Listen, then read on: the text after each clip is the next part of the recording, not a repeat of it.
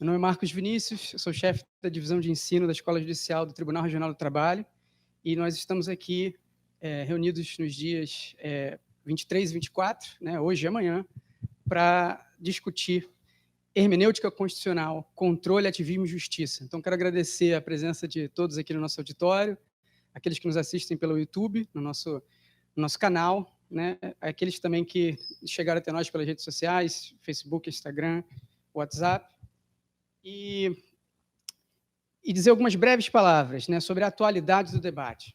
O debate sobre a interpretação das normas constitucionais possui uma trajetória histórica própria, não linear, e que se confunde por diversas vezes com aquela do ativismo judicial. Ao assumir o papel do intérprete supremo da Constituição, o Poder Judiciário encerrou um longo debate sobre a relação entre a soberania e a separação de poderes. Por outro lado, as práticas interpretativas das cortes sobre as normas constitucionais e suas consequências políticas colocaram em xeque a neutralidade e o papel político dos juízes nos regimes democráticos. Quais os limites entre as práticas interpretativas e a atuação política, entre a hermenêutica constitucional e o ativismo judicial? Trata-se de uma pergunta relevante e atual para a magistratura no século XXI. Essa questão, no entanto, ela tem uma origem e trajetória própria, que parte dos famosos debates constitucionais do século XVIII, como no caso Marbury versus Madison nos Estados Unidos, passa pelos atos inconstitucionais questionados por Rui Barbosa em nossa Primeira República e que carrega marcas da controvérsia travada entre Carl Schmitt e Hans Kelsen às vésperas da Grande Guerra. Ao final do século XX, no entanto, novas interpretações sobre o papel reflexivo da própria interpretação judicial entraram em cena, e casos como Brown versus Board of Education e os novos estudos sobre o papel dos magistrados nas relações políticas, nos conflitos de classe e na defesa de minorias elevaram essas questões a novos patamares. Cabem aqui outras duas questões derivadas. O que resta dessas assertivas hoje? E qual a relevância desse debate para a magistratura do trabalho no Brasil? Nosso evento aqui hoje busca resposta para essas perguntas. Ao engajar-se no âmbito das questões trabalhistas e das relações de produção, cabe à magistratura do trabalho decidir, de maneira reflexiva e dentro dos limites constitucionais, os meios e o alcance da interpretação em suas práticas institucionais. Nós propomos aqui analisar as grandes questões da hermenêutica constitucional em relação aos temas abrangentes do controle de constitucionalidade, do controle de convencionalidade e do ativismo judicial, e também quanto aos efeitos práticos e específicos dessas questões, como no caso da reforma trabalhista, das audiências públicas em tribunais e dos efeitos regionais e locais da declaração de inconstitucionalidade. Os 4 painéis que nós teremos hoje, a partir das 9h30, à tarde, a partir das 2 da tarde e amanhã, repetindo os mesmos horários, vão se debruçar sobre esses temas. E para fazer a nossa abertura institucional aqui, eu conto com a presença da desembargadora Dalva Amélia de Oliveira, que é bacharel em Direito pelas Faculdades Metropolitanas Unidas de São Paulo, mestre em Direito pela Universidade Gama Filho, especialista em Administração Judiciária pela Fundação Getúlio Vargas, pós-graduada em Direito da Integração Econômica da União Europeia e Mercosul pela Universidade de Coimbra e em Diálogo Social e Autonomia Coletiva pela Universidade de Castilha-La Mancha, em Toledo, na Espanha. É desembargadora do nosso tribunal e membro do Conselho Pedagógico da Escola Judicial. Bom dia, doutora Dalva. Também com o desembargador Jorge Orlando Sereno, que possui graduação em Direito pela Universidade Federal do Rio de Janeiro, é desembargador do Tribunal Regional do Trabalho da Primeira Região, professor da Escola Judicial, da nossa Escola Judicial, e professor titular da Universidade Cândido Mendes e do Centro Universitário La Salle, de Niterói. Tem experiência na área do direito, com ênfase em Direito do Trabalho e Direito Processual do Trabalho. Ele representa hoje aqui a Associação dos Magistrados da Justiça do Trabalho, a AMATRA 1. Muito obrigado pela sua presença, doutor Jorge. Também contamos com o juiz Otávio Amaral Calvé, que possui graduação em Direito pela Universidade do Estado do Rio de Janeiro, mestre em Direito pela PUC de São Paulo, e doutorado em Direito pela Pontifícia Universidade Católica de São Paulo. É professor da FGV do Rio e representa aqui a Associação dos Juízes do Trabalho, a JUTRA, a qual preside. E temos a presença do Dr. Fábio Goulart Vilela, procurador-chefe da Procuradoria Regional do Trabalho da Primeira Região, bacharel em Direito pela Universidade Federal Fluminense, pós-graduado em Direito do Trabalho e Direito Processual do Trabalho pela Universidade Gama Filho, mestre e doutorando em Direito pela Universidade Autônoma de Lisboa, e orientador pedagógico da Escola Superior do Ministério Público da União, professor do Direito do Trabalho em curso de pós-graduação também. Uma honra contar com a presença de todos vocês aqui. Antes de passar a palavra ao nosso painel aqui para a abertura institucional, eu passo a palavra imediatamente ao desembargador César Marques Carvalho, vice-presidente do Tribunal Regional do Trabalho da Primeira Região, para uma palavra de saudação. Uma honra, presidente. Obrigado. Obrigado. Bom dia a todos. Eu, na realidade, estou aqui representando o presidente. O presidente teve um compromisso em Brasília e, por isso, eu, como vice-presidente, venho representá-lo. Estou no meio de uma sessão de audiências, tenho que descer correndo para dar continuidade. Mas o que importa, na verdade, é que o tema de hoje é um tema de suma importância para a magistratura, suma importância para a Justiça do Trabalho, sobretudo porque muitas vezes a Justiça do Trabalho é a primeira a ser testada numa série de entendimentos, numa série de parte de hermenêutica, de interpretação de normas, e que nem sempre o Poder Legislativo faz a interpretação mais correta, o enquadramento mais correto. Né? Nós estamos passando algumas mudanças, né? Nesses últimos anos tivemos as alterações da CLT, antes disso tivemos aquela medida provisória que durante um tempo ficou, e isso gerou uma polêmica grande, porque cada um dizia uma coisa, a lei dizia uma coisa, a medida provisória dizia outra, enfim. Tá? E aos poucos as coisas estão indo. Agora, resta sim, para o judiciário, a hermenêutica constitucional, justamente por conta de todos esses embates, por conta de todas as perseguições, por conta de uma série de situações. Nós estamos agora passando por conta da reforma, né? Os sindicatos super revoltados por causa da arrecadação.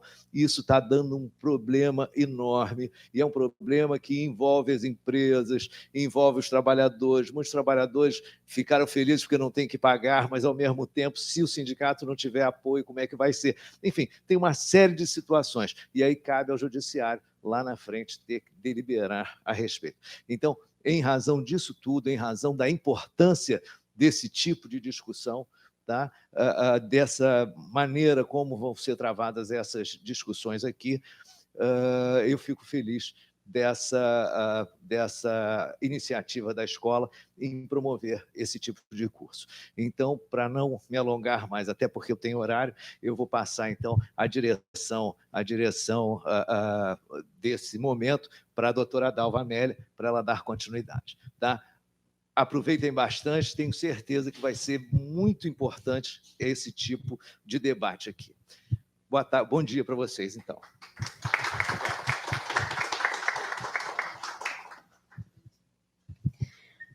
Bom dia a todos. Eu quero começar aqui fazendo os agradecimentos. Primeiro, a Deus, que nos permite estar aqui reunidos, a salvos de tudo e de todos, e sem o qual não seria possível esse evento ocorrer. Quero agradecer também aos colegas de mesa, meu colega desembargador Jorge, meu colega do juiz Fábio, e Otávio, e o procurador do Trabalho, também nosso colega aqui, muito querido na casa, doutor Fábio.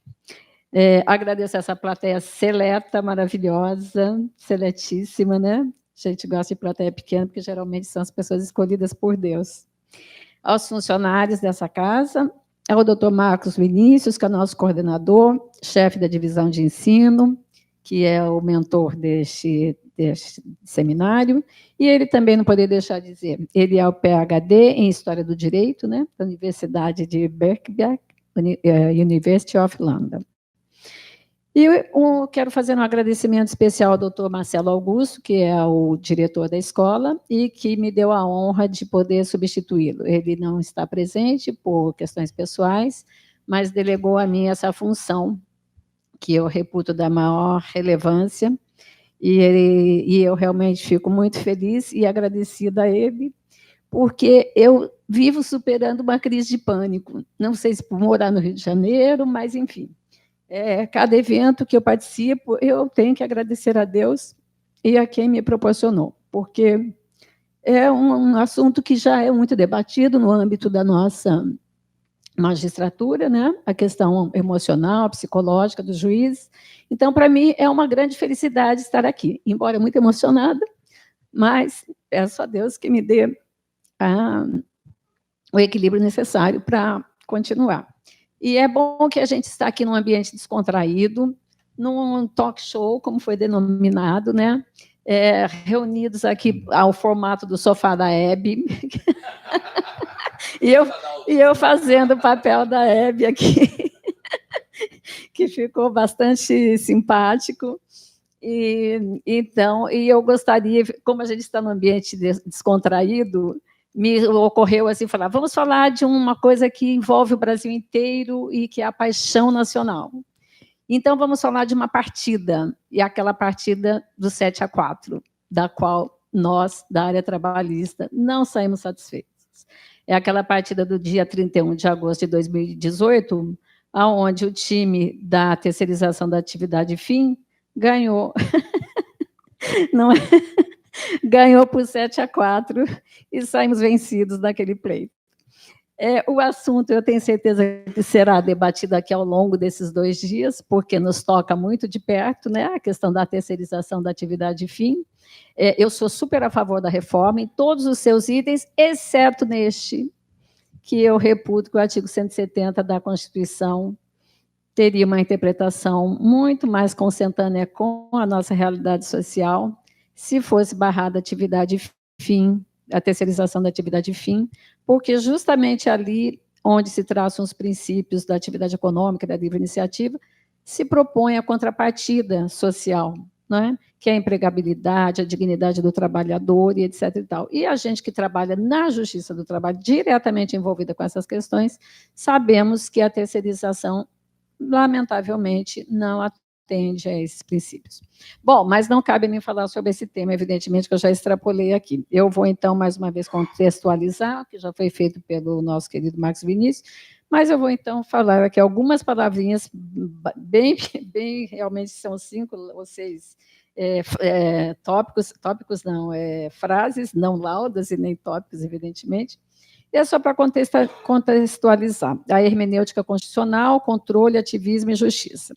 O tema deste seminário nos convida à reflexão sobre o protagonismo do poder judiciário em um ambiente social em profundas e permanentes transformações.